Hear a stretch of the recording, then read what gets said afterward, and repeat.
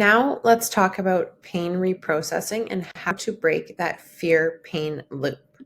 So if you've ever dealt with chronic pain, such as back pain, neck pain, jaw tension, or any mystery flare-ups that have no scan to explain them, you're not imagining it. The pain is real, but what if the source isn't actually structural? It's neuroplastic. So let's talk about what that means and how you can shift it. So what is neuroplastic pain? So neuroplastic pain is pain that's created and maintained by the brain. So not by an injury, disease, or damage to the body. Now, this often shows up after an initial injury or trauma, but continues long after the tissue has restored and healed. So the brain becomes hypersensitive. It starts interpreting neutral signals such as dangerous. It keeps that pain loop running to keep you safe. So it's not fake and it's not in your head. It's a real response from your nervous system that's been stuck in survival mode. So how the fear pain cycle works. So your brain's number one job is protection. If it thinks a certain movement, position, activity, or environment is unsafe, it will send a pain signal to make you stop. So let's say you hurt your back lifting, anything. Even once it's healed, your brain is going to remember that pain. So now just bending down may trigger that pain. So not because you're injured, but because your brain has learned to associate it with a threat.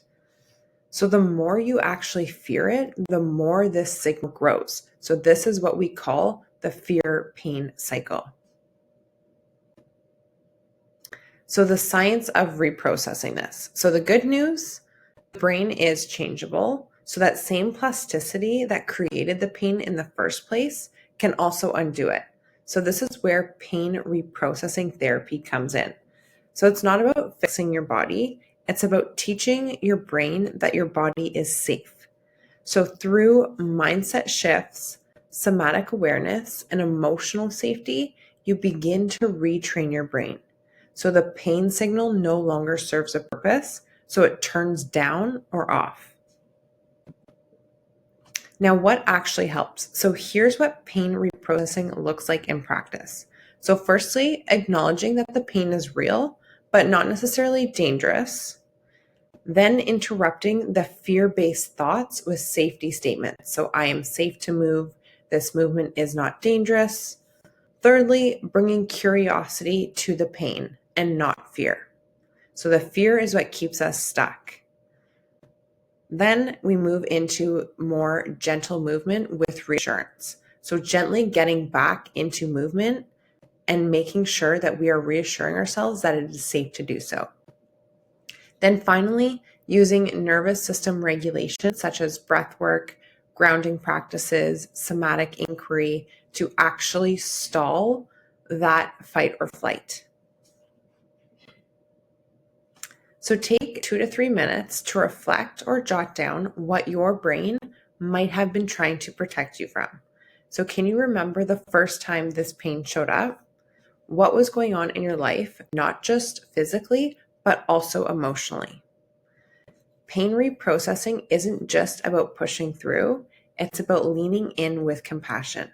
So when you stop fearing the pain and understanding it, the message behind it, the loop begins to break.